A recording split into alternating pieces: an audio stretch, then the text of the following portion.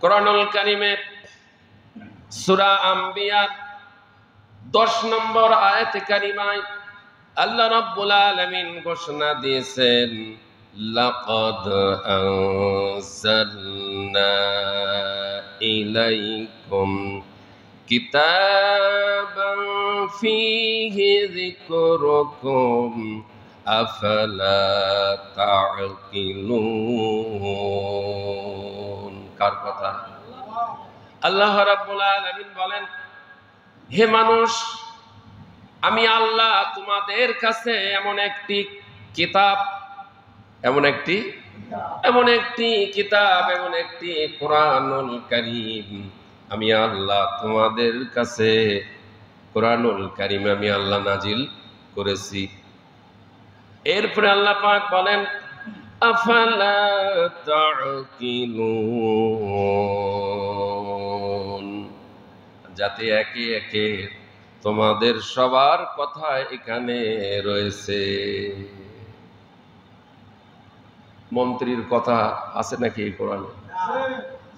মন্ত্রী যদি বলে যে আমার কথা থাকলে, প্রেসিডেন্ট সাহেব বলবে যে আমার কথা বাদ পড়লো, আমার কথা বাদ দিয়েছে। প্রেসিডেন্টের কথাও এখানে আছে, কাউন্সিলরের কথা আছে, মেয়রের কথা আছে, সকলের কথা এই কোরআনে আছে। ধনীদের কথা রয়েছে, গরিবদের কথা রয়েছে, শিক্ষিতর কথা রয়েছে, মূর্খর কথা রয়েছে, মোমেনের কথা রয়েছে, মুনাফিকের কথাও রয়েছে, মাজলুমের কথা রয়েছে, জালেমের কথাও রয়েছে, কাফেরের কথা রয়েছে, ফাসিক ফুজ্জারের কথাও রয়েছে। সেই কথাই আল্লাহ তাআলা বলতেছেন, হে মানুষ, আমি তোমাদের কাছে এমন একটি কিতাব কোরআনুল কারীম নাজিল করেছি, আর এই কিতাবের ভেতর সকল মানুষের সবার কথা রয়েছে। সুবহানাল্লাহ বলবেন না?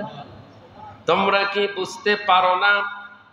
আফালা তা'কিলুন, তোমরা কি বুঝতে পারো না? আফালা তাসমাউন, তোমরা কি শোনো না? আফালা তুবসিরুন, তোমরা কি দেখো না? তিনটাই আল্লাহর কালামের কথা। তোমরা কি দেখো না? তোমরা কি শোনো না? তোমরা কি বোঝো না? তোমরা কি দেখো না? তোমরা কি শোনো না?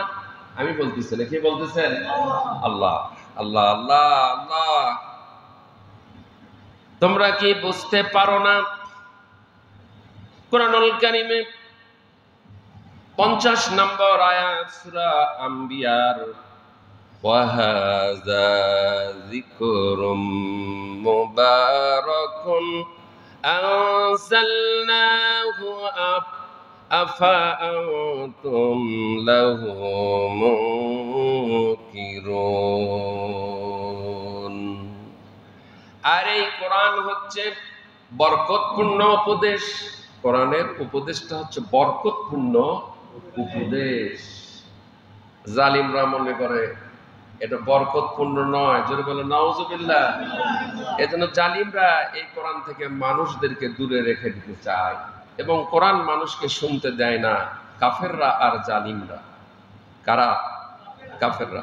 আল্লাহ পাক বলেন, এই কোরআন হচ্ছে বরকতপূর্ণ উপদেশ, আর এই কোরআন আমি নাজিল করেছি। তোমরা কি এই কোরআন অস্বীকারী হতে চাও? আল্লাহ বলতেছে, তোমরা কি এই কোরআনকে অস্বীকারী হতে চাও? আরে বাংলাদেশে লাখ লাখ নয়, কোটি কোটি মুসলমান এই কোরআনকে অস্বীকার করেছে। তারা হজ আদায়কারীও রয়েছে। কোরআনের একটা নোক্তাকে যদি অমান্য করা, তাহলে তো অস্বীকার করা। এখানে কেতালের আয়াত রয়েছে, একজন হাজি এই কেতালের আয়াত মানতে চায় না। এখানে কিসাসের আয়াত রয়েছে, একজন হাজি এই কিসাসের আয়াত মানতে চায় না। এখানে আপনার সিয়ামের আয়াত রয়েছে, এখানে কোরআনে অনেক কিছু রয়েছে, জুডিশিয়াল ল, ফৌজদারি দণ্ডবিধি, সব এই কিতাবে রয়েছে।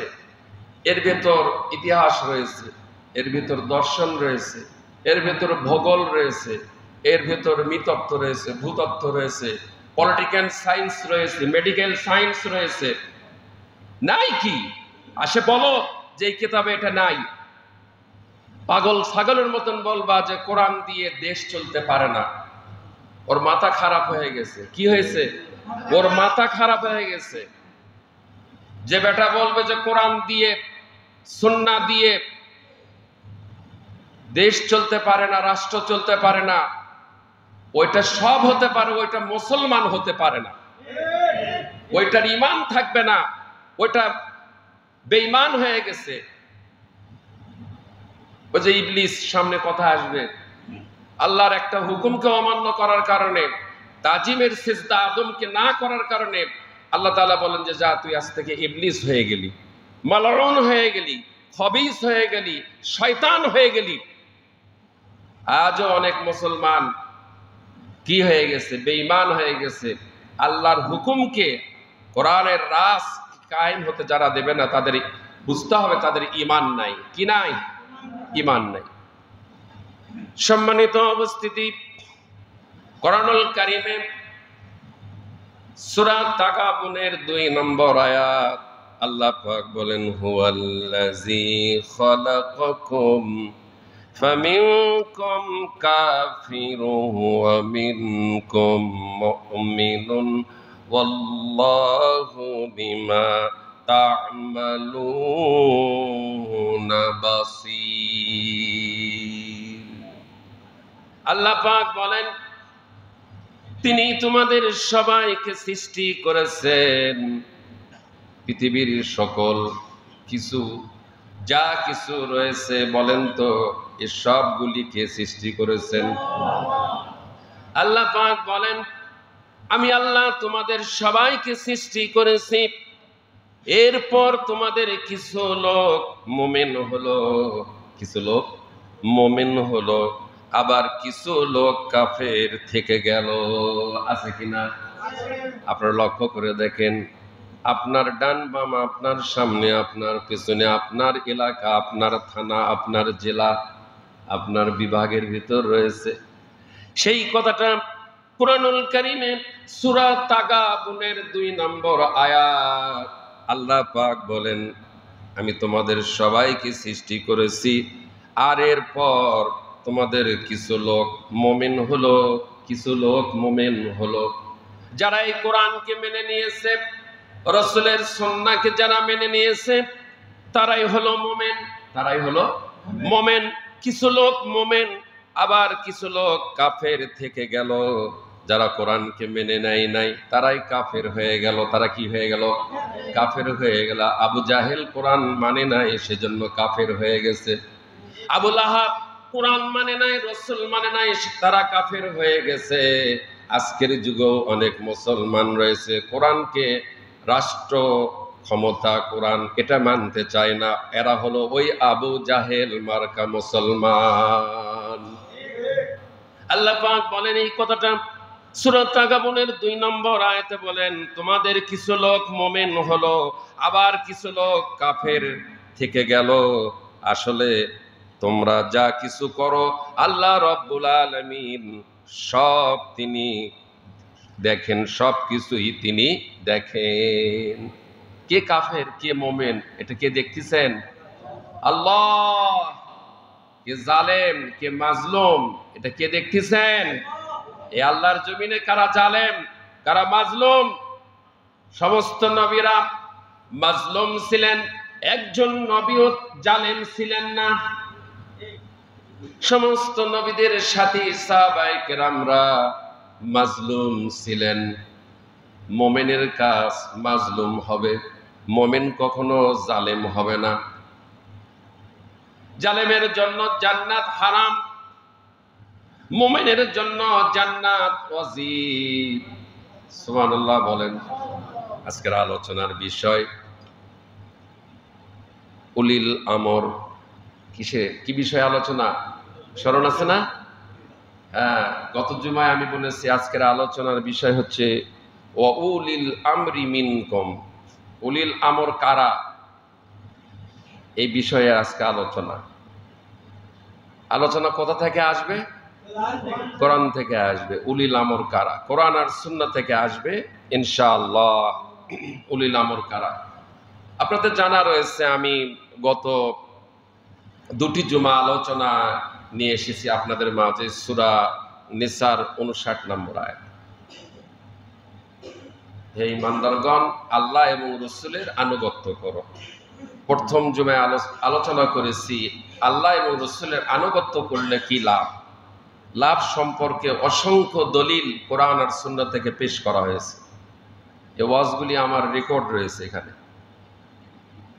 এবং গত জুমায় আলোচনা করেছি প্রায় 1 ঘন্টা 5 মিনিট, নাকি ওই যে ভিডিও 1 ঘন্টা 5 মিনিট।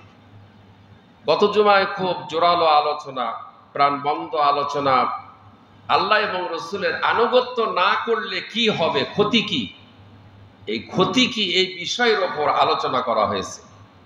সাবজেক্ট ভিত্তিক, বিষয় ভিত্তিক আলোচনা। একটা আয়াতের উপর 4টি জুমা আলোচনা হবে ইনশাআল্লাহ।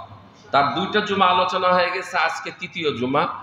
আগামী জুমাও এই বিষয়ে আমি আলোচনা করব না, যেহেতু আরবি নববর্ষর হিজরি নববর্ষর মাহে মুহররম, এজন্য আশুরার গুরুত্ব তাৎপর্যের উপর আগামী জুমা ইনশাআল্লাহ আলোচনা হবে ইনশাআল্লাহ। আলোচনা কাদেরকে নিয়ে করব? আমাদের পেটে তো ক্ষুধা নাই। যদি দেহের খোরাক হচ্ছে খাবার আর রুহের খোরাক হচ্ছে তেলাওয়াতে কোরআন, দেহে ক্ষুধা লাগলে হোটেলে চলে যাই, হাত না ধুয়েই খানা শুরু করি, দোয়া না পড়েই খানা শুরু করি, আর রুহের খোরাকটা আমরা নিচ্ছি না। এজন্য হাসপাতাল ক্লিনিকে চিকিৎসা হয় দেহের, আর মসজিদে চিকিৎসা হয় রুহের। কি দিয়ে চিকিৎসা হয়? কোরআন দিয়ে। কোরআন দিয়ে চিকিৎসা হয়, কিন্তু এই রুহের রোগীর সংখ্যা খুব কম। যে রোগীর ট্রিটমেন্ট করা হবে সেই রোগীগুলি আসে দেরিতে। দেরিতে আসে। কেমন করে ট্রিটমেন্ট দিবেন, চিকিৎসা দিবেন? এটা খুব দুঃখজনক। প্রতি জুমায় একই অবস্থায় দেখা যায়। যাই হোক, আমি এই জন্যই দেরি করতেছি যে মূল আলোচনায় শুরু করলে যারা পরে আসবে তারা তো পাবে না। যাই হোক, যাদের অভ্যাস দেরিতে আসা, তারা আমি যতই বলি তারা দেরিতেই আসবে।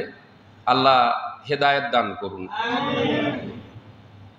তো আজকের আলোচনা উলিল আমর কারা, জানা দরকার আছে কিনা? উলিল আমর, উলিল আমর শব্দের অর্থ কি এবং উলিল আমর কারা, এই বিষয়ের আজকে আমার আলোচনা। আর তোমাদের মধ্যে যারা নেতৃত্ব ব্যক্তি তাদের আনুগত্য করো। যারা তোমাদের ভিতর নেতৃত্ব ব্যক্তি তাদের আনুগত্য করো, অর্থাৎ যারা তোমাদের সমাজ ও রাষ্ট্র পরিচালনা করে তাদের আনুগত্য করো। আমর শব্দের অর্থই হচ্ছে আদেশ, নির্দেশ। আর উলিল আমর শব্দের অর্থ যারা আদেশ দেয়। যেমন আমাদের বাংলাদেশ সরকার আদেশ দেয়, আদেশ দিয়েছে পরীক্ষার ভেতরও, যেদিন পরীক্ষা থাকবে না সেদিনও ক্লাস ছাত্রদেরকে অ্যাটেন্ড করতে হবে, টিচারদেরকেও অ্যাটেন্ড করতে হবে, আদেশ দিয়ে দিয়েছে। যে আদেশ জীবনেও ছিল না বাংলাদেশের বয়সে। আপনারাও লেখাপড়া করছেন, পরীক্ষার রুটিনে যেদিন গ্যাপ থাকে ওই দিন পরীক্ষা টিচারদের যেতে হয়, কিন্তু ছাত্রদের আসতে হয় না। কিন্তু এখন এই বছরের যে নিয়ম, রুটিন শিক্ষা মন্ত্রণালয় থেকে রুটিন পাঠিয়ে দিয়েছে, যেদিন পরীক্ষা নাই ওই দিনকেও ছাত্রের ক্লাস নিতে হবে। এই যে আদেশ, যা আদেশ দিচ্ছে সেই আদেশই পালন করা লাগতেছে। আগে মিটার ছিল ভালো মিটার কারেন্টের, এখন ডিজিটাল মিটার। আপনার ক্ষমতা নাই যে এই আপনার কার্ড মিটার, আপনি যদি বলেন যে আমি এটা নিব না, এটা বললে কি হবে? মানবে?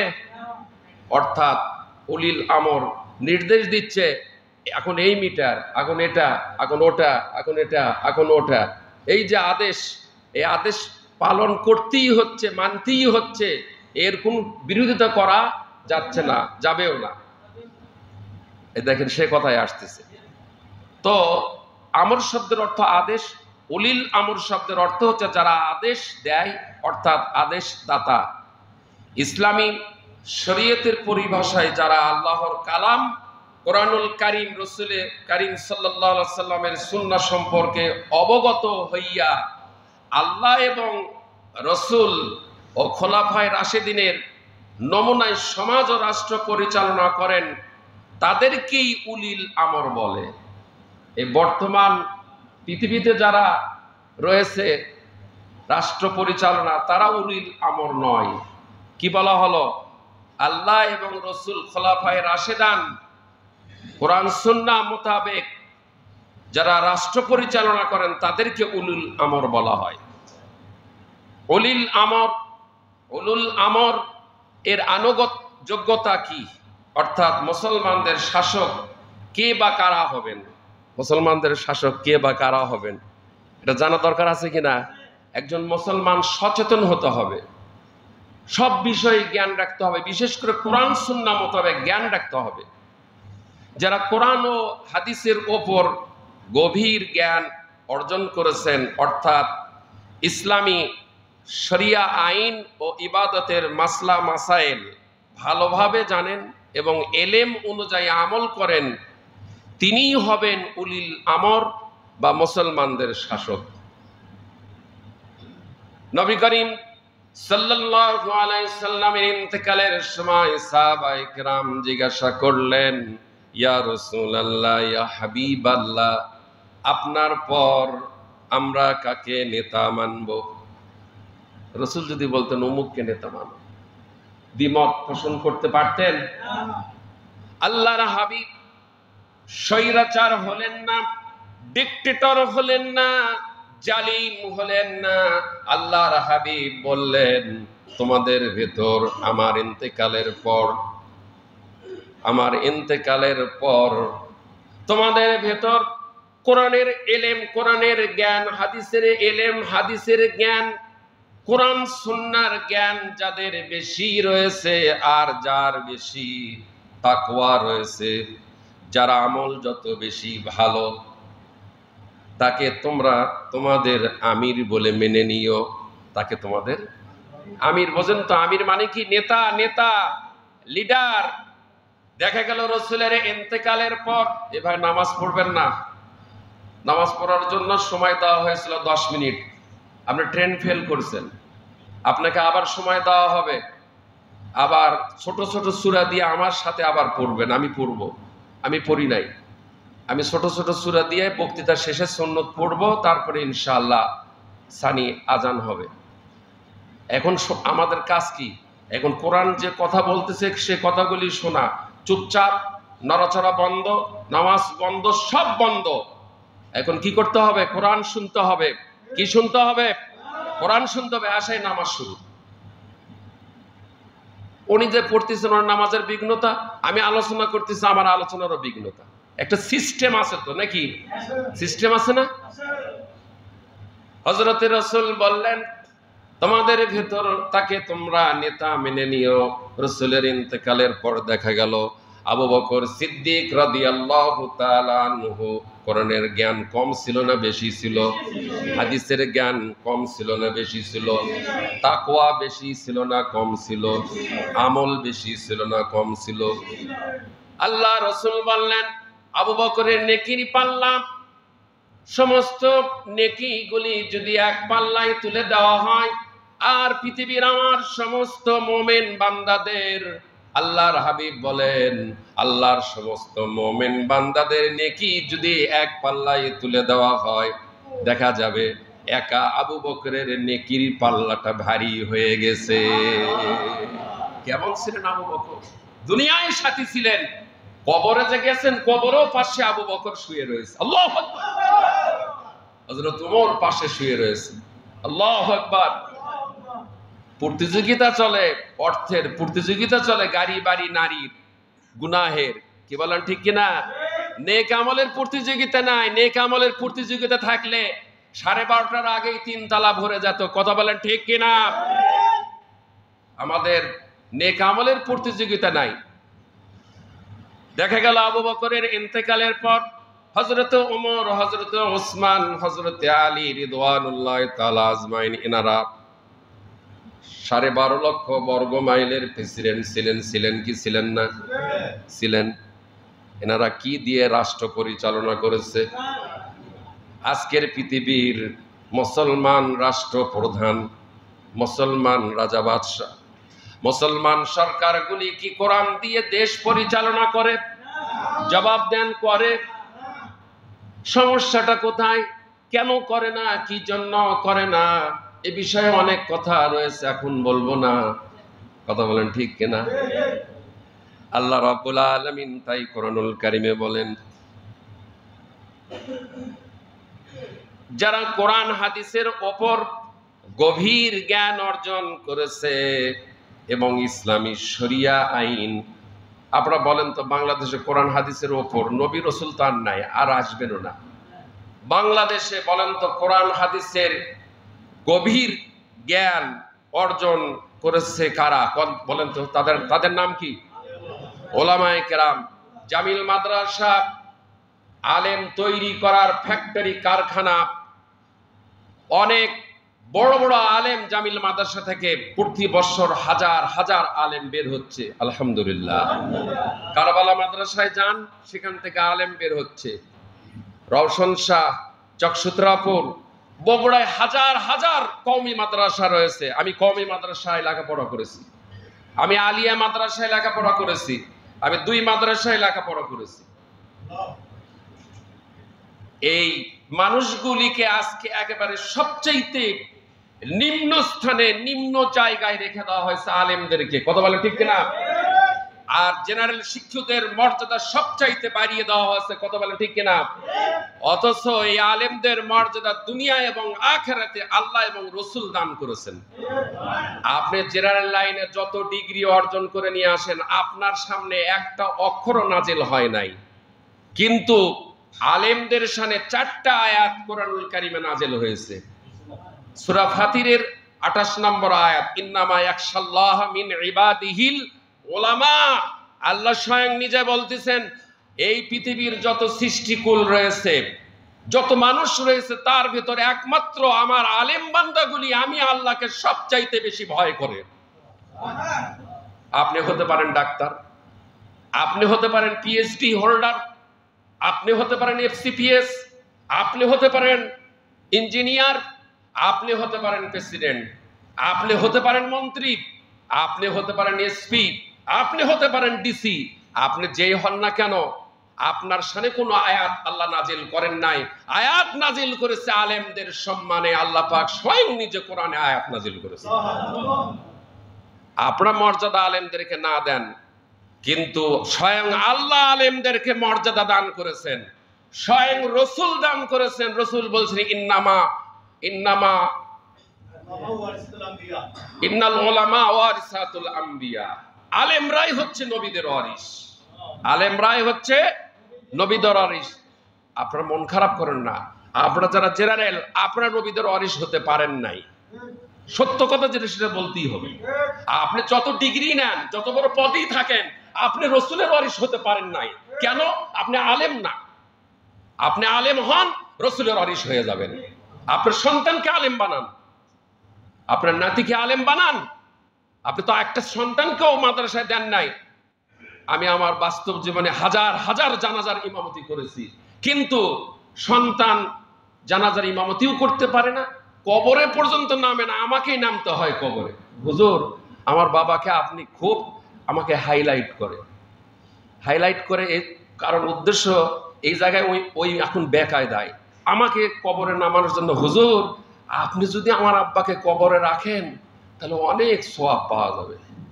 আপনি হুজুর, আমি বললাম যে আপনি সন্তান, আপনার হক। রাসূল বলছেন সন্তান নামবে। আমি তো সন্তান না, উল্টাটা আমি চালিয়ে দিলাম, সঠিকটা আমি চালিয়ে দিলাম, উল্টাটা আমাকে চালিয়ে দেয়। এজন্য সন্তানকে আলেম বানান। সম্মানিত উপস্থিতি, কি বলতেছিলাম ভাই? শরিয়া অনুযায়ী যাদের এলেম বেশি, জ্ঞান বেশি, তারাই রাষ্ট্রীয় ক্ষমতা, দায়িত্ব তারা পরিচালনা করবে। এখানে আমার কথা। সম্মানিত উপস্থিতি, কোরআন কি বলে আসেন?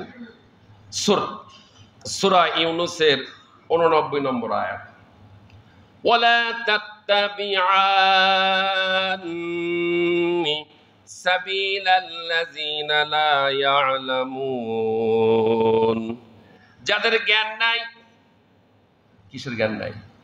আমি এফসিপিএস করছি, আমি এত ডিগ্রি অর্জন করছি, তাও বলে যে আমার বলে জ্ঞান নাই। আমি কি একজন কাউন্সিলর হওয়ার যোগ্যতা আমার নাই? আমি মাস্টার্স পাস। আমি কি মেয়র হওয়ার যোগ্যতা আমার নাই? আমি কি এমপি হওয়ার যোগ্যতা আমার নাই? আমি তো মাস্টার্স পাস করেছি, তারপর আমি কি হতে পারবো না? আপনি হতে পারবেন কি না সে কথা সূরা ইউনূসের 89 নম্বর আয়াত আল্লাহ বলে দিচ্ছেন। কে কাউন্সিলর হবে, কে মেয়র হবে, কে এমপি হবে, কে মন্ত্রী হবে, কে প্রাইম মিনিস্টার হবে, সে কথা আপনি নিজে নিজে বললে হবে না তো। আল্লাহর কোরআন বলে দিচ্ছে। কে বলে দিচ্ছে? কোরআন। যাদের জ্ঞান নাই তোমরা তাদের আনুগত্য করো না। যাদের জ্ঞান নাই, কিসের জ্ঞান নাই? কোরআনের জ্ঞান নাই। এখন যে ডন্ট মাইন্ড, আপনারা কি আমার আলোচনা, কোরআনের আলোচনা মাইন্ড করেন নাকি? Don't mind. যে কাউন্সিলের কোরআনের জ্ঞান নাই এর আনুগত্য করো না, এর আনুগত্য করা যাবে না। আল্লাহ বলতেছে সূরা ইউনূসের 89 নম্বর আয়াত, যাদের জ্ঞান নাই তোমরা তাদের আনুগত্য করো না। অর্থাৎ কোরআন হাদিস সম্পর্কে যাদের এলেম নাই, জ্ঞান নাই, তোমরা তাদের অনুসরণ করো না। অর্থাৎ কানার পিছনে রাস্তা নিও না। আপনি চোখাল, আপনি কানার পিছনে রাস্তা নিলে আপনার অবস্থাটা কি হবে? কানা ঝাউ জঙ্গল মানে না। কানা ঝাউ জঙ্গল মানে নাকি?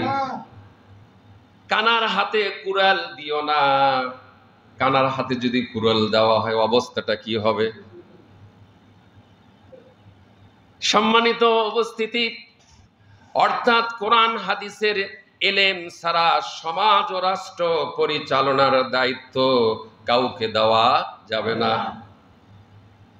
কোরআন সুন্নাহর এলেম ছাড়া, জ্ঞান ছাড়া সমাজ এবং রাষ্ট্র পরিচালনার দায়িত্ব কাউকে দেওয়া যাবে না। আমাদের সমাজে 3 শ্রেণীর লোক বাস করে। কয় শ্রেণীর লোক বলতে পারেন কি? আপনি বলেন না।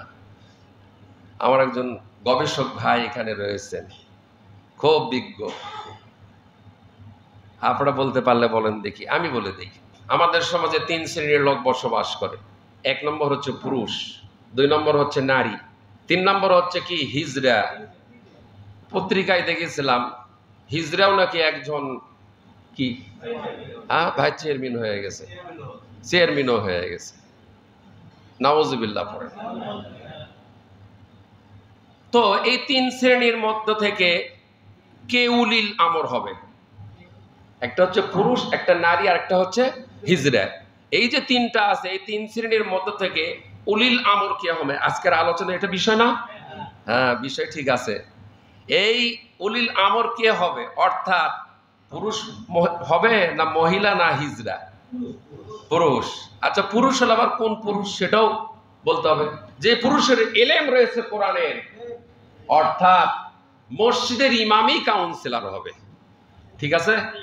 আর যদি অন্য কেউ কাউন্সিলর হতে চায় তাহলে মাদ্রাসায় পড়াশোনা করে আসে, মুসলমানদের নেতৃত্ব কর্তৃত্ব মসজিদের ইমাম, ওলামায়ে কেরাম, মাদ্রাসার মুহতামিম, মাদ্রাসার মুহাদ্দিস, মাদ্রাসার মুফাসসির, মাদ্রাসার মুফতি, বাংলাদেশের সব জায়গায় নেতৃত্ব একমাত্র ওলামায়ে কেরামরা দিবে। কথা বলেন ঠিক কি আছে? বড় মসজিদের যিনি ইমাম, এই সদর আসনের তিনি এমপি হবেন। আমাদের কি আসগর আলী হুজুর, আসগর আলী হুজুর ইনি হবেন এই বগুড়া সদরের এমপি, মাননীয় সংসদ সদস্য। এত মুসল্লি বগুড়া, এই মুসল্লিগুলিকে আসলে আসগর আলী হুজুরকে ভোট দেয় না, না দরকার হুজুর উঠতে পারে না। ঠিক আছে নাকি কথা? সম্মানিত উপস্থিতি, তো তাহলে দেখেন এই 3 জনের মধ্যে থেকে কে উকিল হবে? এখন পুরুষ হবে, মহিলা, হিজড়া, যেটা কথা আমি বলেছি। অর্থাৎ 3 জনের মধ্যে কে সমাজ ও রাষ্ট্র পরিচালনার দায়িত্বশীল কে হবে? আল্লাহ রাব্বুল আলামিন কুরআনুল কারীমে সূরা বাকারার 30 নম্বর আয়াত, কয় নম্বর আয়াত? 30 নম্বর আয়াত, ওয়া ইয ক্বালা রাব্বুকা লিল মালাইকাতি ইন্নী জাইলুন ফিল আরদি খলিফা। কার কথা? আমার কথা বলতেছে না, আল্লাহর কথা। যখন আল্লাহ রাব্বুল আলামিন বলেন, হে রাসূল, স্মরণ করো সেই সময়ের কথা যখন তোমার রব ফেরেশতাদেরকে ডেকে বলেছিলেন, আমি পৃথিবীতে প্রতিনিধি পাঠাতে চাচ্ছি। কে এই প্রতিনিধি? কে এই প্রতিনিধি? আল্লাহ তাআলা তার ভাই যাচ্ছেন কেন? আল্লাহ রাব্বুল আলামিন জমিনে প্রতিনিধি পাঠাতে চাচ্ছেন। আর কে এই প্রতিনিধি? এর উত্তর আছে কিনা? এর উত্তর সূরা সাদের ৭১ নম্বর আয়াত, ইয ক্বালা রাব্বুকা লিল মালাইকাতি ইন্নী খালিকুম বাশারাম মিন তিন। যখন তোমার রব ফেরেশতাদেরকে বলেছিলেন আমি মাটি থেকে একজন মানুষ সৃষ্টি করব। সূরা ৭২ নম্বর আয়াত, সূরা সাদের, ফাইজা সাওয়াইতুহু ওয়া নাফাখতু ফীহি মির রূহি। আমি যখন তার দেহে আকৃতি গঠন করব। কার দেহে? আদম আলাইহিস সালাম। আল্লাহ পাক বলেন, আমি যখন আদমের দেহে আকৃতি গঠন করব এবং সেই দেহে আমার পক্ষ থেকে রূহ ফুঁকে দিব। ফাকাউ লাহু সাজিদিন, তখন তোমরা তাকে সিজদা করবে। আল্লাহ পাক বলেন, এই মানুষটির নাম কি? বলেন, এই মানুষটির নাম কি? আল্লাহ কোরআনে বলতেছেন, ওয়াইয কুলনা লিল মালাইকাতি ইসজুদু লি আদামা ফাসাজাদু ইল্লা ইবলিস। আছে আয়াতের মধ্যে আদম আলাইহিস সালামের নাম আছে? যখন তোমার রব ফেরেশতাদেরকে বলেছিলেন আদমের সম্মানার্থে তার সামনে সিজদা করো, তখন একমাত্র ইবলিস ছাড়া সকল ফেরেশতায় আদমকে সিজদা করলো। উক্ত আয়াতগুলির মাধ্যমে আমরা জানতে পারলাম আমাদের আদি পিতা আদম আলাইহিস সালাম হলেন আল্লাহর প্রতিনিধি। বেহেশতের মধ্যে আদম আলাইহিস সালামের মন ভারাক্রান্ত দেখে আল্লাহ তাআলা কুদরতি হাতের ইশারায় আদম আলাইহিস সালামের দেহে অপারেশন করে তার বাম পাজরের হাড় থেকে মা হাওয়া আলাইহিস সালামকে সৃষ্টি করলেন। সূরা নিসা ১ নম্বর আয়াত, ইয়া আইয়ুহান নাসু ইত্তাকু রাব্বাকুমুল্লাযী খালাকাকুম মিন নাফসিন ওয়াহিদা। হে মানব জাতি, তোমরা সেই মহান রবকে ভয় করো যিনি তোমাদেরকে একটি মাত্র ব্যক্তি সত্তা থেকে সৃষ্টি করেছেন। আদম আলাইহিস সালাম হচ্ছেন আবাল বাশারা, আমাদের আদি পিতা, তার থেকে বিশ্বের সমস্ত কিছু সৃষ্টি। কথা বলা ঠিক কিনা? এই কথাটাই আল্লাহ তাআলা সূরা নিসার ১ নম্বর আয়াতে বলতেছেন, ওয়া খালাকা মিনহা যাওজাহা, এবং সেই একক ব্যক্তি থেকে তার জোড়া পয়দা করেছেন। ওয়াবাসসা মিনহুমা রিজালান কাসীরান ওয়া নিসা। এরপর এই দুইজনের মধ্যে অসংখ্য অগণিত পুরুষ নারীকে পয়দা করে দুনিয়ার জমিনে ছড়িয়ে দিয়েছেন। এই দুইজনের মাঝখান থেকে অসংখ্য পুরুষ অসংখ্য নারীকে সৃষ্টি করে জমিনে ছড়ায় দিয়েছেন। এখানে আদম আলাইহিস সালাম মূল গাছকে আদম আলাইহিস সালাম মূল গাছ, আর হাওয়া আলাইহিস সালাম হচ্ছে কলম কাটা গাছ। কলম কাটা গাছ বোঝেন না? এক গাছের থেকে আর এক গাছের কলম কাটে না?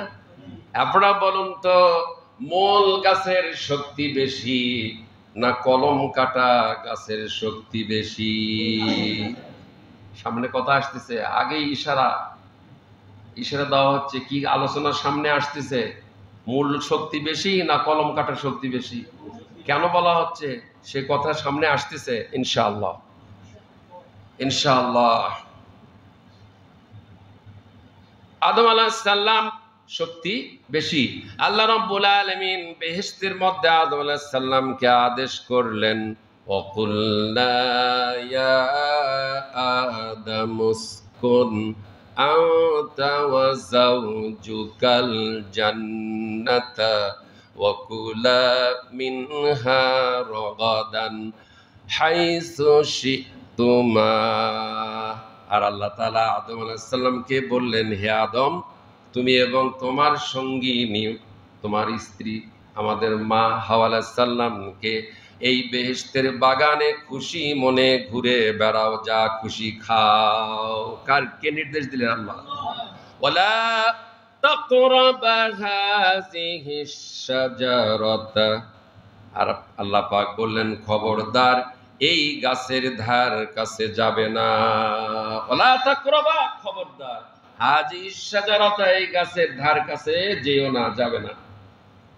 যদি যাও তাহলে কি হবে? ফাতাকুনা মিনাজ জালিমিন, তাহলে তুমি জালেম সম্প্রদায়ের অন্তর্ভুক্ত হয়ে যাবে। আদম, তুমি যদি এই গাছের কাছে যাও তাহলে জালেম সম্প্রদায়ের অন্তর্ভুক্ত হবে, অর্থাৎ তুমি আমার কাছে সীমা লঙ্ঘনকারী হিসেবে বিবেচিত হবে। উপরোক্ত আলোচনায় বোঝা গেল আদম আলাইহিস সালামকে আল্লাহ তাআলা জমিনের প্রতিনিধি হিসেবে প্রেরণ করেছেন, মা হাওয়া আলাইহিস সালামকে প্রতিনিধি বানাননি। বানাতেন নাকি? খুব গভীরের আলোচনা।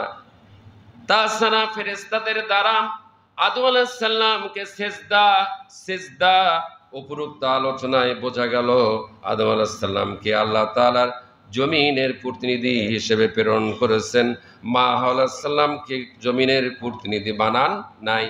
তাছাড়া ফেরেশতাদের দ্বারা আদম আলাইহিস সালামকে সিজদা করাইয়া আদম আলাইহিস সালামের মর্যাদা বৃদ্ধি করিয়াছেন, এবং বেহেশতের মধ্যেও মা হাওয়া আলাইহিস সালামের ওপর আদম আলাইহিস সালামকে কর্তৃত্ব প্রদান করেছেন। এই আলোচনার মাধ্যমে স্পষ্টভাবে বোঝা যায় আদম আলাইহিস সালামের মর্যাদা আল্লাহ তাআলার কাছে বেশি। তাছাড়া 10খানা সহিফা দিয়ে আল্লাহ তাআলা আদম আলাইহিস সালামকে নবুয়তের দায়িত্ব দিয়ে এই জমিনের প্রতিনিধি হিসেবে পাঠাইছেন। মা হাওয়াকে নবুয়তের দায়িত্ব দেন নাই এবং খিলাফতের দায়িত্ব দেন নাই। মহিলাকে দায়িত্ব দিয়েছেন নাকি? সেই আর্গুমেন্ট, সেই আপনার দলিল এতক্ষণ যাবৎ পেশ করা হচ্ছে।